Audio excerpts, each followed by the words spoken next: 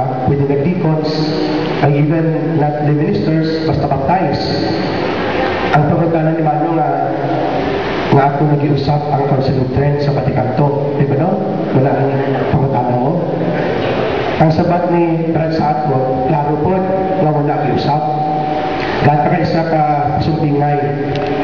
Limbawa, tubang ino. Madruwin ko dig pula. Pula. Limbawa, pula. Kuluran ko sa pula. Ang bula, pula. Pagugma, kuluran ko po green. Ang bula, green. Pagdasumog, violet. Ang bula, violet. Biskan pula na siya, isang violet, biskan pula, pero pula na sa Japon.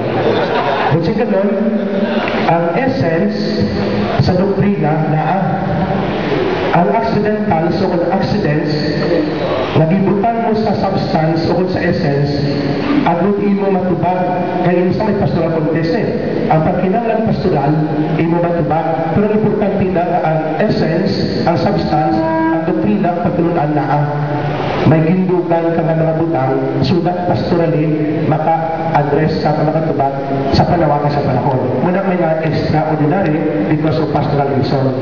So, amo na napakas sa pangudana, mga kaya ka na na-focus, na ginausap, muna ginausap. Kaya ang simbahan ka, wala ka stagnate, mga ubang sa challenge sa panahon. Sa ito ng panahon, mga itong challenge, sa mga panahon, mga challenge. Pero ang doktrina na gitubag ng challenge, pagi sa pagkakal sa mga accidents, sa substance na mga doktrina. Pwede ko na kung nakapahayag na gamay. Thank you.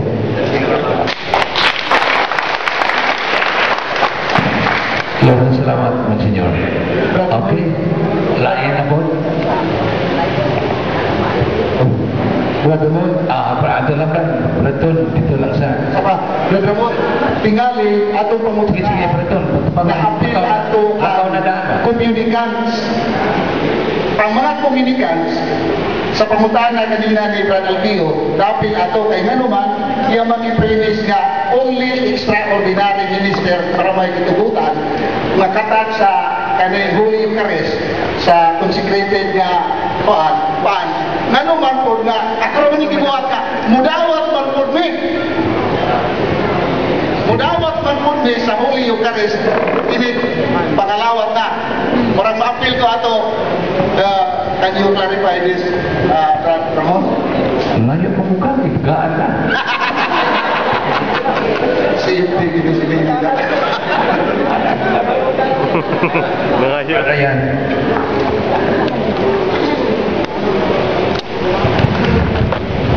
Mayong hapon ka na itong tanan. Ang pangutana sa itong isuon, kanunay na ito yung madungog sa mga huna-huna sa mga tao nga nagtamod o pagrespeto sa Santos ng Eucharistia. Muna nga, masabta na ito nga, doon ay mga pipila ka mga pangutana. Siguro ato lang ipatimaw. No? Ang kanamagong pagdawat sa kamot, sangab sa itong hibalaan, gibalik na siya sa simbahan atol sa pagmugna o paglusad sa bagong misa. Kanang gitawag nato kanang misa nato nga kanunay natong madungog karon sa pinulungan nga inato. Ang tawag ana kay Novus Ordo Missae or New Order of the Mass nagisugod paglusad ti atong 1970, 1970. No? Unya do naman boy pipila ka mga pangutana nga nagtuyok-tuyok karon sa kalibutan dili lang kay diri sa San Carlos mahitungod niya ng pagdawat nato sa Santos nga Eucharistia. Siguro ang pangutana mo kini. Sakto ba ang pagdawat na ginamit ang kamot? Unsa ba ang sakto nga pamaagi kamot ba o papa lang? Mao kana mga nagluna nga mga pangutana di ba ison? Wala akong tubag ikabambit mao nga sa ako ang kunya sa ikatulong hugpong ato ang kining panapdan. Sa pagkakaroon mga taglang tagamay. Ang simbahan karon dunay duha ka matang sa pagdawat sa Santos nga Eucharistia. Ang usa gitawag ini siyang universal custom or ancient nga balaod karaan nga balaod sa simbahan. Mao kitang pagdawat na ginamit ang baba lang. Ang ikaduha mo ang gitawag nato nga special permission kung gitawag nato indol sa kanon lo pasabot indol na siya. Mao kana ang pagdawat na ginamit ang kamot. Puros kada siya balido. Kinahanglan na po i-explicar gamit ang gitawag na tugtingog sa simbahan. Kunya atuan ang panapnan. So ako ibalik sa mulo nito.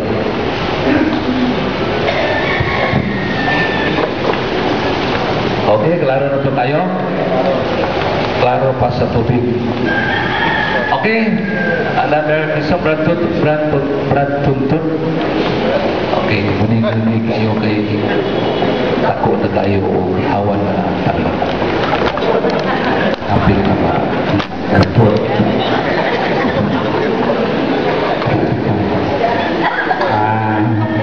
Mayong hapon no mga kaisunan na ako ni Kristo, ingon man sa atong mga kaisunan na tikasipot.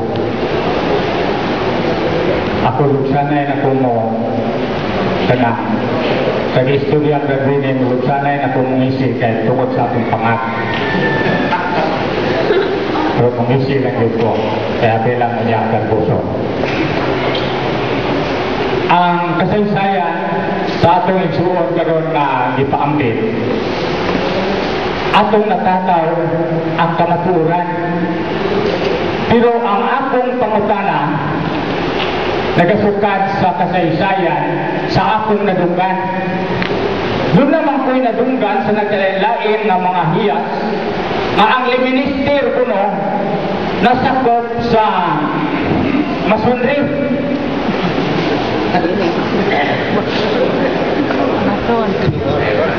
Kanya, ang nagsulti na pag-yun ini, may kaalam po sa Biblia. Maayon sa halaman. Hindi may kaalaman. So ako nang gisaysay, kaya ako nang gisaysay sa akong atubangan. May abilidad sa Biblia. Ang akong ikaduhang pangutana, na kining maong kasaysayan kay nag-connection man sa Santo Papa, may sandig man siya ni Atty. Bacalso. Ining ihimo po ni Atty. Bacalso na kasaysayan murag paglingla sa mga Katoliko nga ang misa kuno karon ordinary kaysa unang misa, kaya ang unang misa matud pa sa iya sa maong mga pamahayag tatug yung mga Latin nga ang pari magtalikod. Bakit po ang gusto? Matalikod yun. Kanya,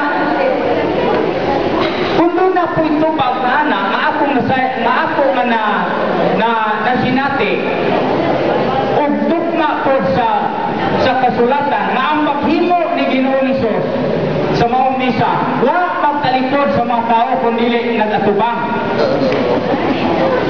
Pero tukma ang kasaysayan sa kamaturan. Pero ang akong pangutana, kahit hindi mo kinikipagugtan karon, gusto ba din unsa may inyong ikatubag na inyong maong nagsaysay na ang minister sakop sa masunri.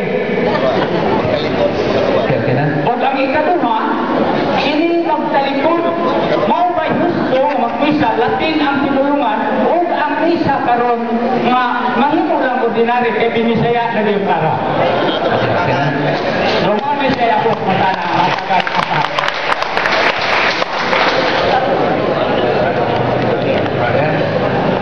Atau tumagon si Brad Ryan. Salamat Sol. Alang sa kasayuran sa ato ang tigpaminaw karon nga mga igsuonan nato dinhi sa San Carlos nga Parish Hall. Kaming tulo ka mga tigpamulong karon nabahin na mo ang mga topiko nga paghisgutan. Ang kay Brad Ramon mo ito nga among nagpahigayon kita gamay nga open forum kay biyahe pa mo si Brad Ramon naalang nahisakit na nahilakip ang iyahang lecture diha sa mga lay minister nga mga canonical grounds. Kao nga gipasabot ni Brad Ramon nga dili ginisupat sa karaan na kay panudlo sa Santa Iglesia. Muna, ang ikaduha na ito nga mamumulong si Dr. Ray Tila, muisgot sa gitawag na ito sakto nga pagtamod sa gitawag na ito magisterium sa simbahan. O ang ikatulungan ko muna ayaw mo panlakaw, maghisgot kita katong mga gipasukot nga pangutana ninyo. Mahitungod niining Latin nga misa. Kung siya atong angay buhaton, para dili kita musalig kanang dili kita tipas sa tinuod nga huna-huna sa simbahan. Kaya na amang po mga butana. Ato aning hisgutan. Sa mga na ato sa aning ideter nga dali kay unya, ato ning hisgutan. So ako ibalik sa mga ito. Salamat, Brad. Anong nagpupinpuro kita kanina tungkol kay si Brad, kita mundo, muli siya. Muna nga, usa sa muli, pagpaka na tubusaw. Alam po sa kasayuran sa tanan, anong si Brad Fernandez o Anhe kay tungkol sa health.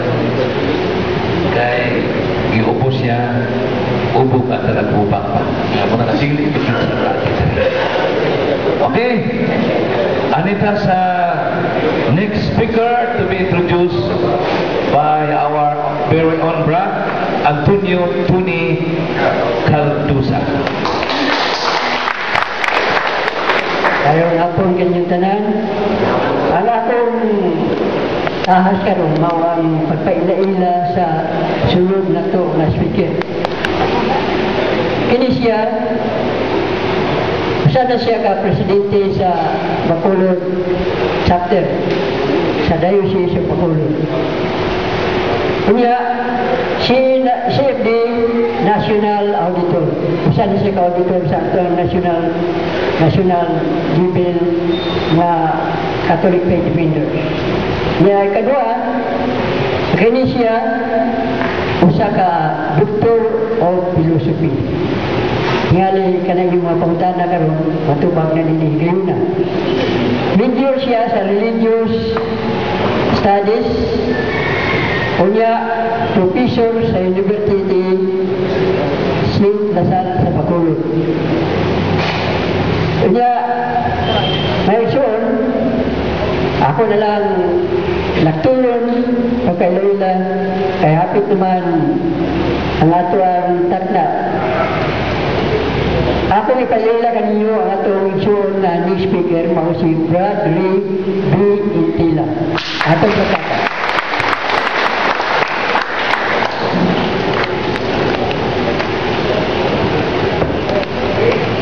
Brothers and sisters, pwede tayo magtindog o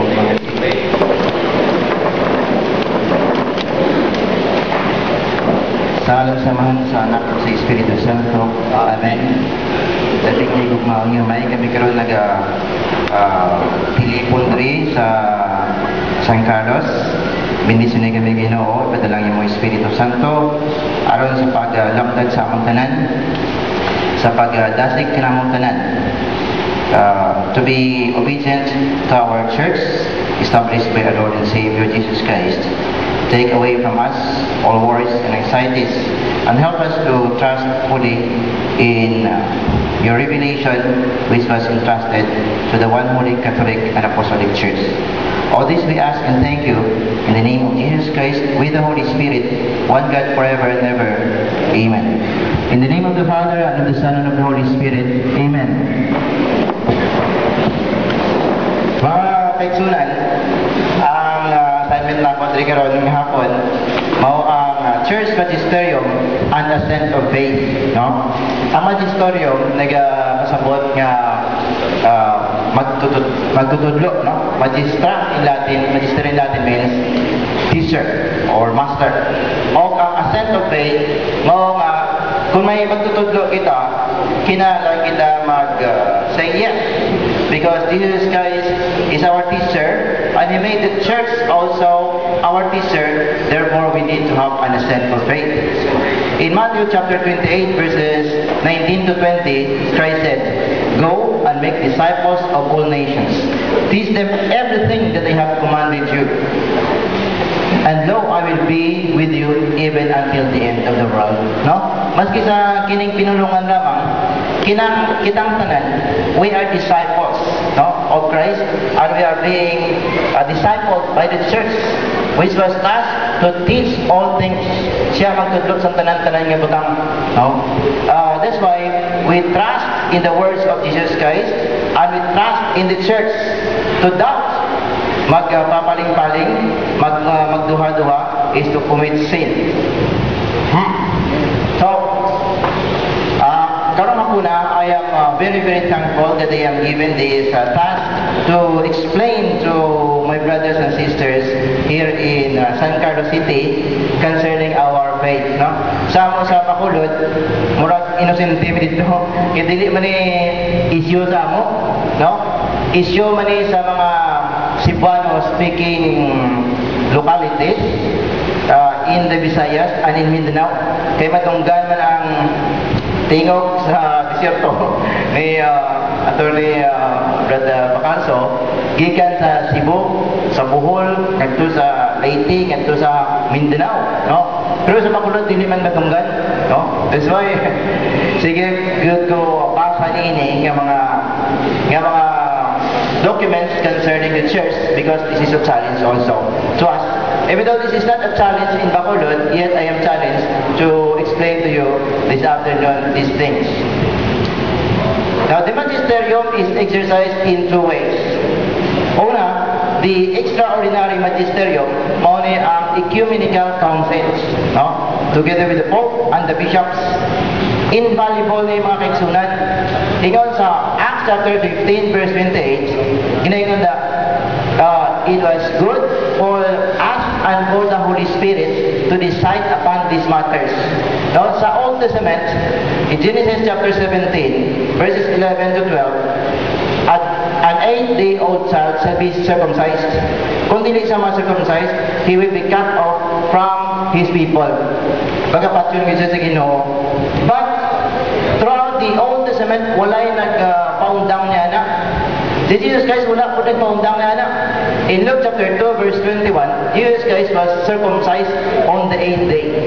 Pero in the council of the Ecumenical Council in Jerusalem, wherein all the bishops of the church, the apostles gathered together, Peter stood up in Acts 15 verses 11 to 12. Si St. Paul hindi makasolve, no? Upang apostles hindi makasolve. But Peter stood up and said, it was decided from among us, brothers and sisters, that through my mouth the Gentiles shall hear the gospel. This is it. Our salvation is through faith in Jesus Christ, not through the works of the law of Moses, na dala niya ang circumcision. So, by the fact, mga kaigsunan, Peter was the first pope. He exercised infallibility. Wala may nag-question sa iya, and he was guided by the Holy Spirit. John chapter 14, verse 26, the Holy Spirit, the teacher of truth, will be with you forever. John chapter 16, verse 13, he will teach you all things. So, mga nga kapasikaran ng kaigsunan, ang atong ginapamugatan yun, nga walay tao nga makalalis niini. Walay tao nga makaguba niini. The moment the Pope declares it, he is infallible. No? Karang questionon na to ang Vatican Council II. We might as well question all the ecumenical councils of Nicaea, which happened in 325 AD, which taught that Jesus Christ is God, against the Arian Council of Constantinople, which proclaimed that the Holy Spirit is God. It happened in 381. Council of Ephesus, 431 AD, which proclaimed that Mary as Theotokos, or Mother of God. Na tingala lang ko, may pulong ko sa mga traditionalists, when they don't question these ecumenical councils, even the Vatican Council I, pero pagkabot sa Vatican Council II, i-question nila the inconsistency ni mga kaigsunan, and that signifies a lack of faith in the church established by Jesus Christ. No? That's why there needs to be humility and there needs to be repentance of this. No? Because doubt, according to St. James chapter 1, ang taong nagduha-duha para kapareha lamang siya sa tao ang giano-danod sa balon. Ingon ni St. Paul, Ephesians 4:14 to 16, let us not be inward children, tossed away by waves of different kinds of doctrines. So, paano kadili kita mag-tossed away by different kinds of doctrine? We must trust in our Lord and Savior Jesus Christ, and we must trust in the church which he established. In Matthew 16:19, he said to Peter, I will give you the keys of the kingdom of heaven. Whatever you bind on earth shall be bound by God in heaven. Whatever you loose on earth shall be loosed by God in heaven. No, unta sa niining mga biblical verses, mga kaigsunan, wala na question, wala na ilalis. No? Rome has spoken, the thing is closed. No? Kung sa Latin pa, Roma, Locota, Causa, it finita. No? Rome has spoken, the case is closed. Pero kini mga traditionalist, murag labaw pa sila sa Santo Papa, murag labaw pa sa Roma. That is actually a very, very big question, mga kaigsunan. Now, ang akong gi-prepare dre, sige lecture dre si Brad Ramon, sige ako ko prepare dre. That's why si Brad Ryan ang nag-answer, no? Kining mga questions or kining mga objections coming from the SSPS, no? Or mga traditionalists. So-called, in quotation. Kaya totoo nga, inuod nga traditionalist mga kisunan. Kato mga Katoliko nga nagbansay sa Council sa Nicea, ngadto sa Vatican I, ngadto sa Vatican II. That is the whole tradition. Ino ni mga naputol pagka Vatican II, dili na traditionalism mga kiksunan.